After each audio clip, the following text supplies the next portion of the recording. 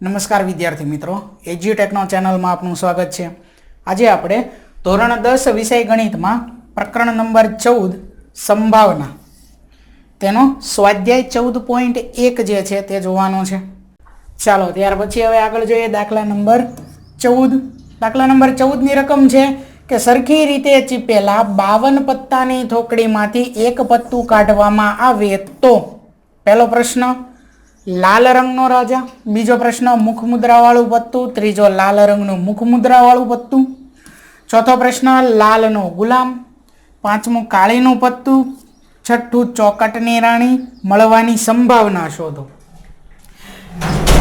કે અહીં સરખી રીતે ચીપેલા કેટલા પત્તા છે? 52 પત્તાની થોકડી છે, એમાંથી એક પત્તું કાઢવામાં આવે છે। કુલ પરિણામની સંખ્યા કેટલી થાય? 52, બરોબર। તો અહીં આપણને કુલ પરિણામની સંખ્યા મળી ગઈ। ત્યાર પછી હવે અલગ અલગ પ્રશ્ન અહીં પૂછેલા છે, બરોબર। પત્તા વિશે માહિતી આ પ્રકરણની શરૂઆતમાં જ આપણે જોઈ હતી।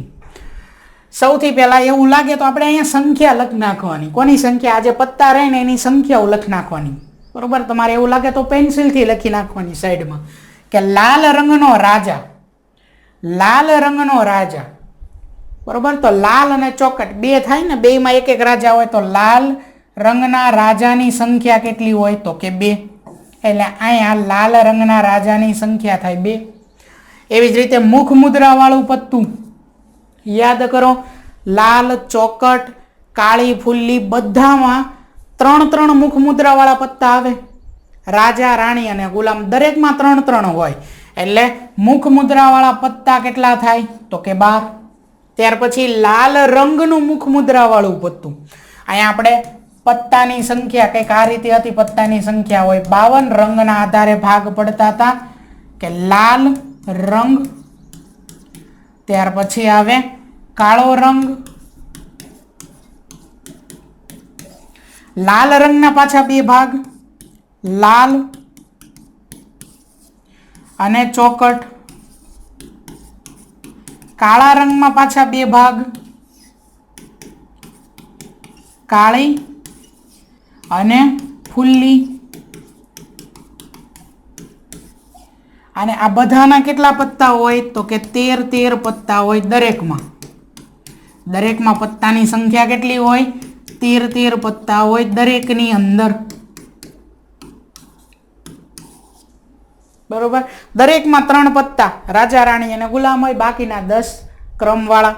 દરેકમાં રાજા, રાણી, ગુલામ, રાજા, રાણી, ગુલામ, રાજા, રાણી, ગુલામ। તો દરેકમાં 3, 3, 6, 3, 9, 3, 12, એટલે મુખ મુદ્રા વાળા પત્તા કેટલા થાય? 12। ત્યાર પછી કીધું છે કે લાલ રંગનું મુખ મુદ્રા વાળું પત્તું, તો લાલ રંગના મુખ મુદ્રા વાળું પત્તું, તો લાલ રંગની અંદર મુખ મુદ્રા વાળા પત્તા 3 આમાં હોય ને 3 આમાં હોય, તો 3 ને 3 કેટલા થાય? 6 પત્તા, તો અહીંયા થશે 6।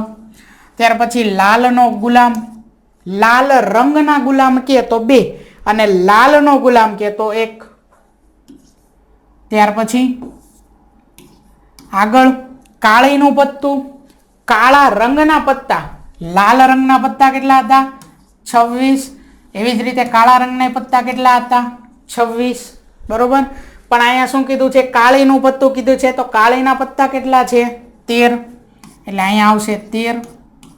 ત્યાર પછી આગળ ચોકટની રાણી, ચોકટની અંદર 10 પત્તા ક્રમના, ત્યાર પછી 11મું પત્તું રાજા, 12મું પત્તું રાણી, 13મું પત્તું ગુલામ। તો રાણી કેટલી હોય?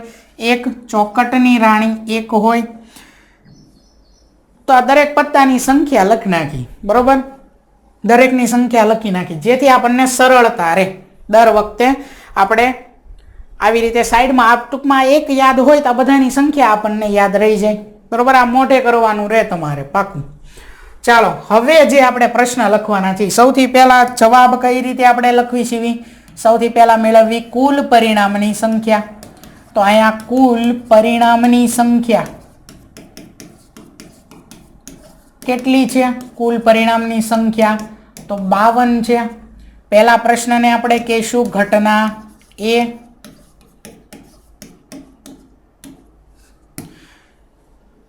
સરખી રીતે ચીપેલા 52 પત્તાની થોકડીમાંથી એક પત્તું કાઢવામાં આવે તો પહેલો પ્રશ્ન છે લાલ રંગનો રાજા હોય, તો આપણે કેવી કે બહાર કાઢેલ પત્તું એ થોકડીમાંથી બહાર કાઢેલ પત્તું કેવું હોય તો કે લાલ રંગનો રાજા. ખાલી લાલનો રાજા કે ને તો એક, પણ લાલ રંગનો રાજા કે તો એક રાજા આમાં એક રાજા આમાં, તો કેટલા રાજા થાય? 2. બહાર કાઢેલ પત્તું લાલ રંગનો રાજા હોય.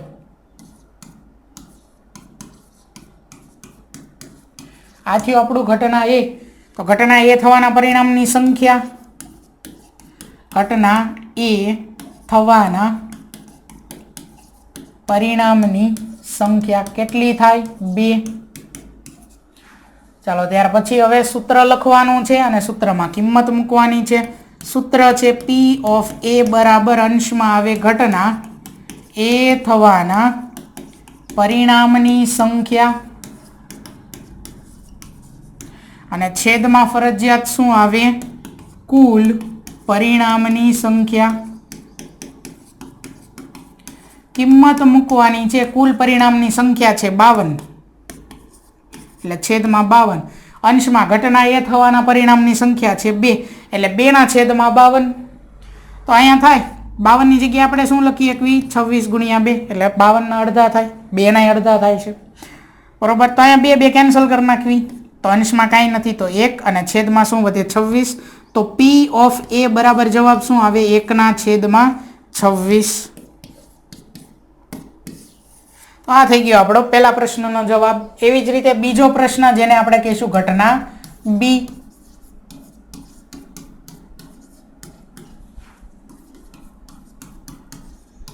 બહાર કાઢેલ પત્તું.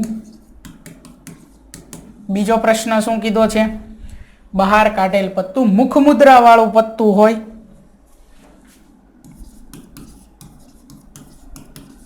મુખ મુદ્રા વાળું હોય. મુખ મુદ્રા વાળા પત્તા દરેકમાં 3 પત્તા છે. અહીંયા આપણે સંખ્યા અગાઉ લખેલી જ છે. મુખ મુદ્રા વાળા પત્તા કેટલા છે? 12. બરોબર. તો અહીંયા ઘટના બી થવાના પરિણામની સંખ્યા શું મળે? 12 મળે. ઘટના બી થવાના પરિણામની સંખ્યા બરાબર 12. ચાલો સીધી કિંમત મૂકવાની છે. સૂત્ર શું થાય? P ઓફ B બરાબર અંશમાં આવે ઘટના બી થવાના પરિણામની સંખ્યા, છેદમાં આવે કુલ પરિણામની સંખ્યા. બરોબર. હવે અહીંયા છેદ ઉડાડવાના છે.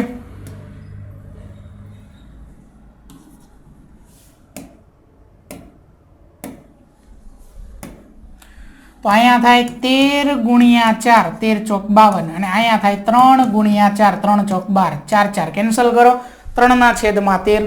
એક તો આ રીતે.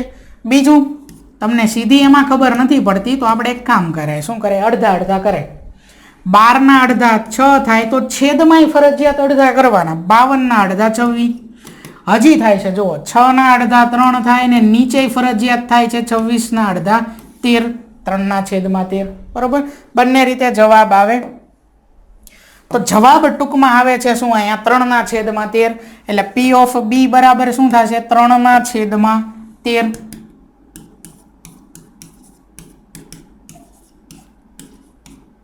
ત્યાર પછી આગળ હવે જોઈ ઘટના સી, એટલે કે ત્રીજો પ્રશ્ન. ત્રીજો પ્રશ્ન શું છે? લાલ રંગનું મુખ મુદ્રા વાળું પત્તું. લાલ રંગના 3 પત્તા મુખ મુદ્રા વાળા આમાં, 3 પત્તા આમાં, એટલે કેટલા પત્તા થાય? લાલ રંગના મુખ મુદ્રા વાળા 6 પત્તા થાય. બરોબર. ચાલો આગળ હવે જે લખવાનું છે એ આપણે લખી નાખવી. શું આવશે ત્રીજો પ્રશ્ન? એને ઘટના સી કહેશું.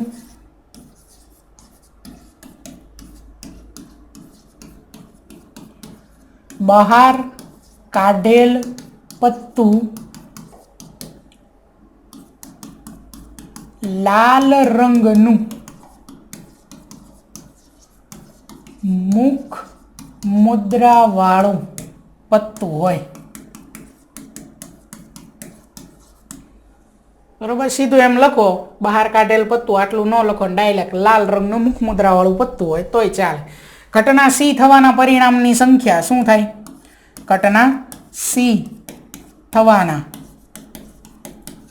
પરિણામની સંખ્યા તો કે 6 બરોબર. લાલ રંગનું એટલે લાલના 3 હોય મુખમુદ્રાવાળા અને ચોકટમાં 3 હોય એટલે કુલ 6 પત્તા થાય. ઘટના સી થવાના પરિણામની સંખ્યા કુલ 6. સૂત્ર પી ઓફ સી બરાબર ઘટના સી થવાના પરિણામની સંખ્યા 6 છેદમાં કુલ પરિણામની સંખ્યા કેટલી થાય 52. જો 6 ના અડધા કેટલા થાય 3 અને 52 ના અડધા કેટલા થાય 26. હવે છેદ ઉડે કે ન ઉડે કેમ ખબર પડે? 3 ના ઘડિયામાં 26 આવે છે નથી આવતા તો નથી છેદ ઉડતા. 3 ના છેદમાં 26 આ થઈ ગયો આપણો જવાબ. ત્યાર પછી હવે આગળ ચોથો પ્રશ્ન જેને આપણે કેવી ઘટના ડી લખી નાખવી પહેલા માહિતી.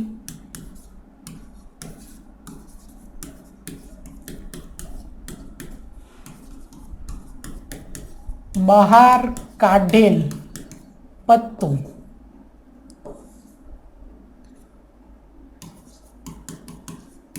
ચોથા પ્રશ્નમાં શું છે? બહાર કાઢેલ પત્તું લાલનો ગુલામ હોય. લાલનો ગુલામ કેટલો હોય 1. તો બહાર કાઢેલ પત્તું લાલનો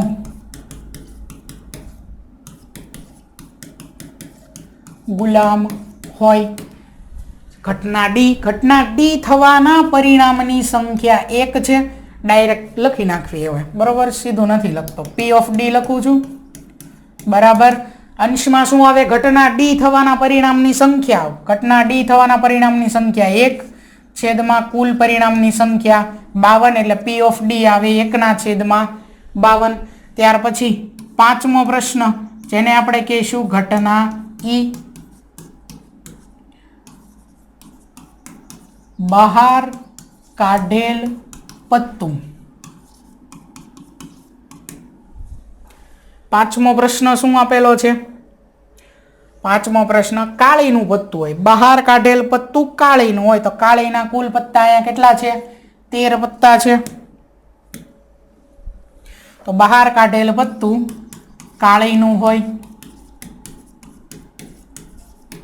તો ઘટના ઈ થવાના પરિણામની સંખ્યા. ઘટના ઈ એટલે કે કાળીનું પત્તું હોય તો કાળીના પત્તાની સંખ્યા છે 13 એટલે ઘટના ઈ થવાના પરિણામની સંખ્યા 13 છેદમાં કુલ પરિણામની સંખ્યા 52. 52 ની જગ્યાએ આપણે લખીએ કે 13 ગુણ્યા 4 13 ચોક 52 થાય. 13 કેન્સલ કરવી, અંશમાં કાંઈ નથી તો 1. તો પી ઓફ ઈ શું થાય? 1/4. આ થઈ ગયો આપણો પાંચમા પ્રશ્નનો જવાબ. ત્યાર પછી આગળ હજી છઠ્ઠો પ્રશ્ન શું આપેલો છે? છઠ્ઠો પ્રશ્ન ચોકટની રાણી હોય. ચોકટની રાણી કેટલી છે? 1. જવાબ સીધી ખબર પડી જવી પડે. 1/છેદમાં શું આવે? 52 બરોબર. ચલો લખવાનું છે આગળ જેમ લખતા હતા એમ. પી ઓફ એફ છઠ્ઠો પ્રશ્ન ઘટના એફ.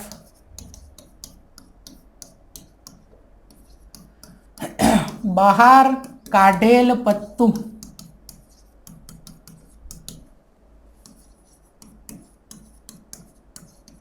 ચોકટની રાણી હોય તો ઘટના એફ થવાના પરિણામની સંખ્યા 1 થાય. તો પી ઓફ એફ બરાબર 1/52. આથી આપણો છેલ્લો પ્રશ્ન જે આપેલો છે એનો જવાબ બરોબર. આગળ જોઈએ ત્યાર પછી હવે 15મો પ્રશ્ન છે 5 ચોકટના પત્તા. કયા કયા 5 પત્તા છે? દસ્સો, ગુલામ, રાણી, રાજા અને એકો. આ 5 ચોકટના પત્તા છે. એ તમામના મુખ નીચે તરફ રાખીને સરખી રીતે ચીપેલા છે. પછી એક પત્તું યાદચ્છિક રીતે ખેંચવામાં આવે છે. અહીંયા શું છે? 5 પત્તા છે ચોકટના. 5 પત્તા છે દસ્સો, ગુલામ, રાણી, રાજા અને એકો. આ 5 પત્તા છે ચોકટના. એને ઊંધા રાખેલા છે બરોબર. મુખ નીચે તરફ રાખીને એટલે ઊંધા મૂકેલા છે, સરખી રીતે ચીપેલા છે. આ બધી માહિતી વધારાની છે. આપણે અહીંયા શું જોવાનું? પત્તા 5 છે.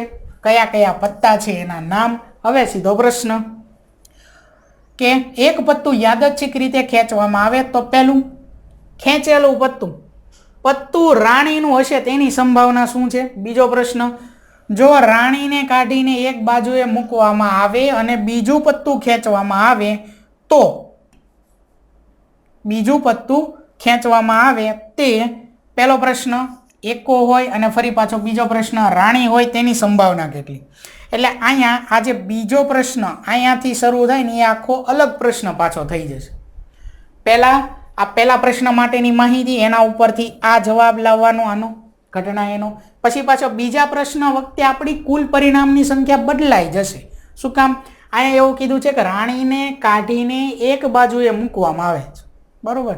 પહેલા આપણે જેમ અગાઉ ગણતરી કરવી છે એ જ કરવી. સૌથી પહેલા કુલ પરિણામની સંખ્યા કેટલી છે? 5. કયા કયા પરિણામ છે એ લખવાના છે. 200 ગુલામ, રાણી, રાજા અને એકો. પહેલા લખવી કુલ પરિણામની સંખ્યા 5.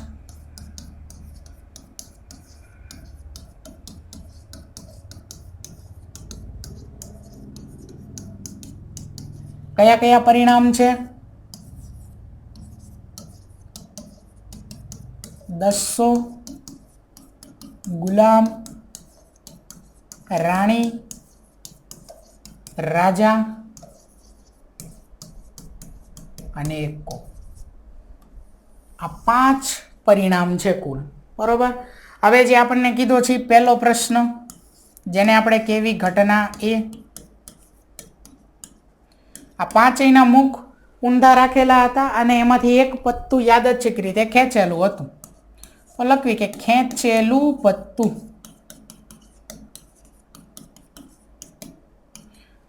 પહેલો પ્રશ્ન શું પૂછ્યો છે કે પત્તું રાણીનું હશે. ખેંચેલું પત્તું કેવું હશે? રાણીનું હશે. તો ખેંચેલું પત્તું રાણી હશે. આની સંભાવના આપણે મેળવવાની છે. ઘટના એ થવાના પરિણામની સંખ્યા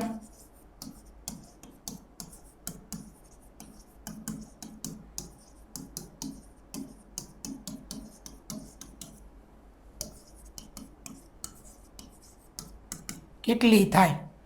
કુલ પરિણામની સંખ્યા જુઓ કેટલી છે? કુલ પરિણામની સંખ્યા કેટલી છે? 5. બરોબર. હવે એ 5 પરિણામ કયા છે? 200 ગુલામ, રાણી, રાજા ને એકો. હવે આમાંથી એક પત્તું આપણે ખેંચવાનું છે અને એ પત્તું રાણીનું હોય એની સંભાવના કેટલી? તો રાણી કેટલી વાર આપેલું છે આમાં? 1 વાર. તો અહીંયા ઘટના એ થવાના પરિણામની સંખ્યા કેટલી થાય? 1. બરોબર. ઘટના એ થવાના પરિણામની સંખ્યા 1. કુલ પરિણામની સંખ્યા તો ખબર છે 5. તો જવાબ શું થાય? 1/5. બરોબર. સૂત્ર લખીએ. P of A બરાબર અંશમાં આવે ઘટના એ થવાના પરિણામની સંખ્યા છેદમાં શું આવશે? કુલ પરિણામની સંખ્યા.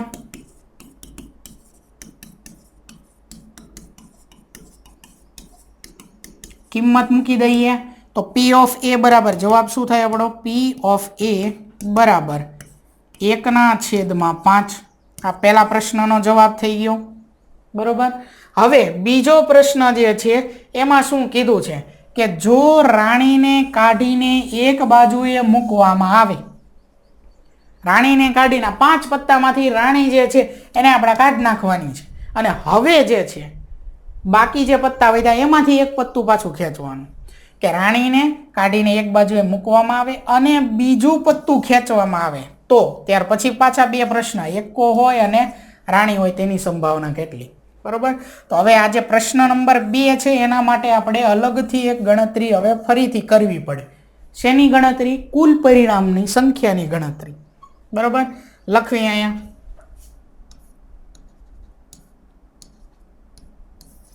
કે જો રાણીનું પત્તું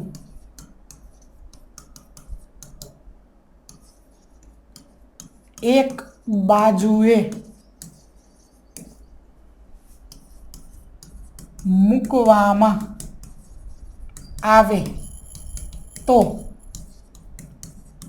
બાકી પત્તાની સંખ્યા કેટલી થાય? 4.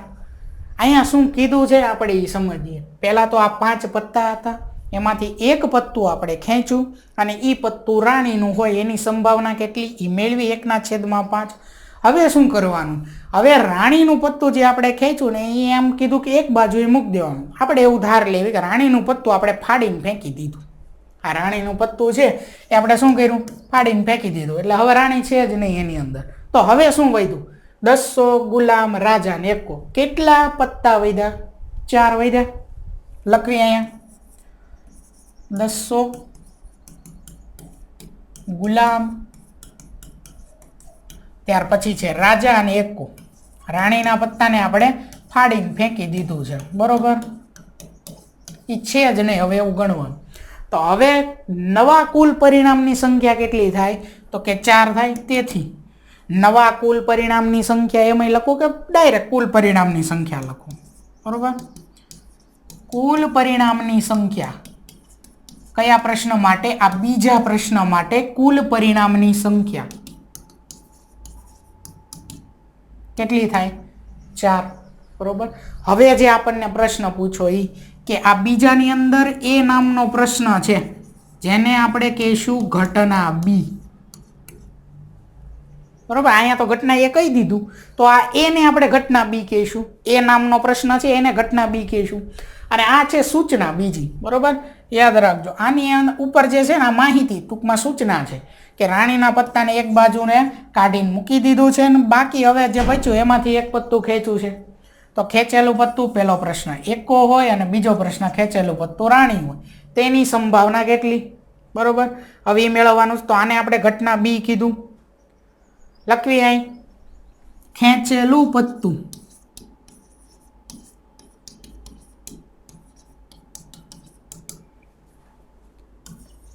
એકો હોય.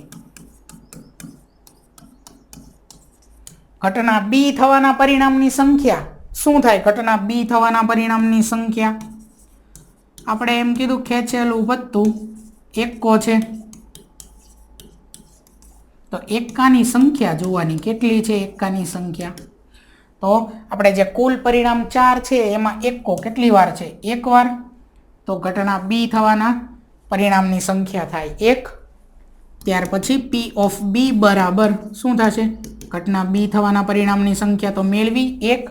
કુલ પરિણામની સંખ્યા ખાસ યાદ રાખવાનું છે 5 નથી પણ કેટલી છે? 4. એટલે પી ઓફ બી બરાબર શું થઈ જશે? 1/4. 1/5 નહીં, બરોબર? હજી આગળ બીજાની અંદર જ હજી બી પ્રશ્ન પૂછેલો છે. આ જે બીજો છે એની જ અંદર બી પ્રશ્ન હજી પૂછેલો છે, બરોબર? અને એ છે આપણો ઘટના સી.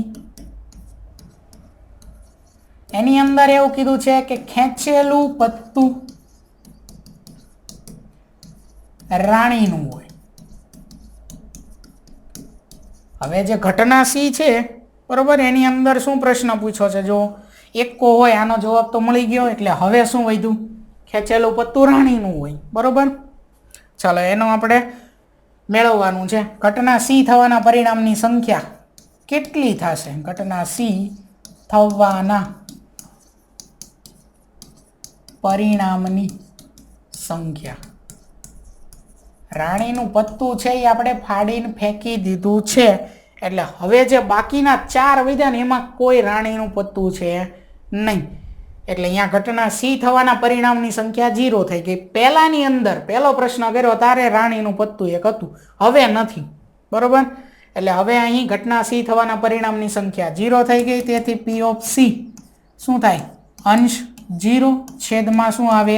4. ખાસ યાદ રાખજો અહીંયા 5 નહીં કરવાના, બરોબર? તો પી ઓફ સી 0/4, 0/માં કોઈ પણ સંખ્યા આવે તો એ શું થઈ ગયું? 0.